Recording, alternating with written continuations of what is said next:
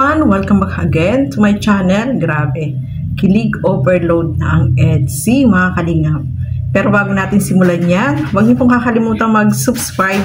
Bal Santos Matubang, Kalingap Rob at Edna Vlog sa tanging yung lingkod, Gandang Emmy. Sa mga hindi pa po nakapag-subscribe, please subscribe and please hit the notification bell para lagi po kayong updated sa aking mga ina-upload na mga reaction video.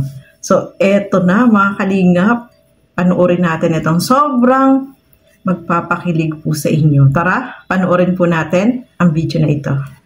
Noon ang ambisyon sa bawat kanta, sa bawat awit, pag-ibig natin kailan may di kukupas. Hinilaman tayo ng unos noon, ngayon iliwanag ang siyang tugon. Ngayon kumikinang sa langit ng matayog mga pangarap nating walang takot. Mula sa hirap, ngayon ay abot tanaw. Dahil kasama kita, wala nang hihigit pa. EDSI forever, ikaw at ako. Ano man ang dumating, hindi magbabago. Dahil ikaw at ako, hanggang dulo, sa kasikatan man o sa dilim, pag-ibig natin ang tunay na bituin. Kaya't yakapin mo ako, huwag nang bibitaw. Sa bawat hakbang, sa bawat pangarap, mula sa lupa, ngayon ay isang tala. Tingnan mo tayo, abot na ang pangarap.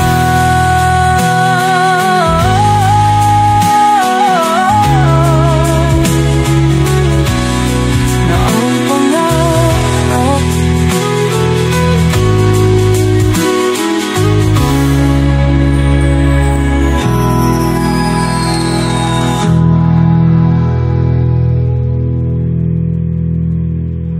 So yun mga kasukay mga kalingap, grabe, sobrang kilig, sobrang sweet po nilang dalawa, no mga kalingap. Ito yung BTS ni Kuya Bal dito sa dalawa na talagang sobrang sweet, no. May pag-akbay itong si Kalingap Edo at nakahawak pa sa kamay, grabe na yan. At sobrang malapit sila sa isa't isa mga kalingap, no. Talaga naman, sobrang kinilig po tayong lahat habang pinapanood ito. Syempre, mayroon tayong background music dyan mula kay Adventure PX.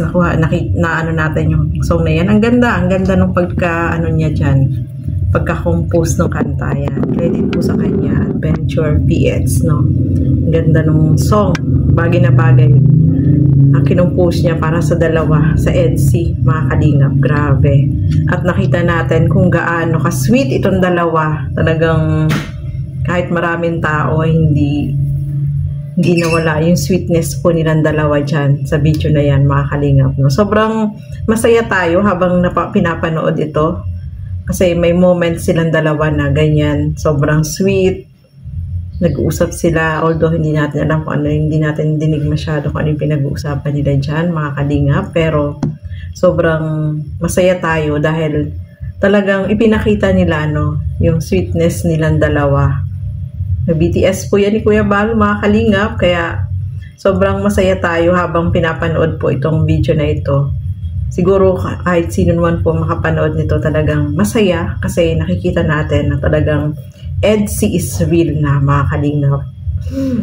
Grabe. At isa pa yun, napanood nyo kanina sa ni Kuya Bal sa premiere. Nako, nahuli mismo sa bibig ni Beyonce. Grabe mga kalingap.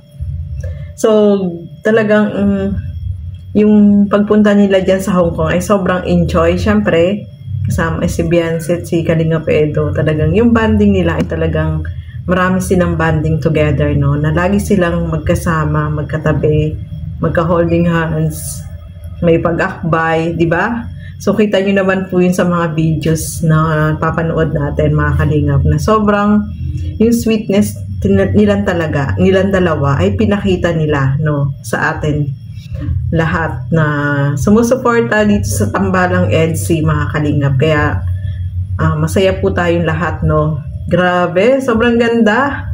Sobrang kinikilig tayo, sobrang nag-enjoy po tayo. At sa mga videos na in-upload syempre ni Kuya Val, ni Kalinga Frab, supportahan po natin, panoorin po natin.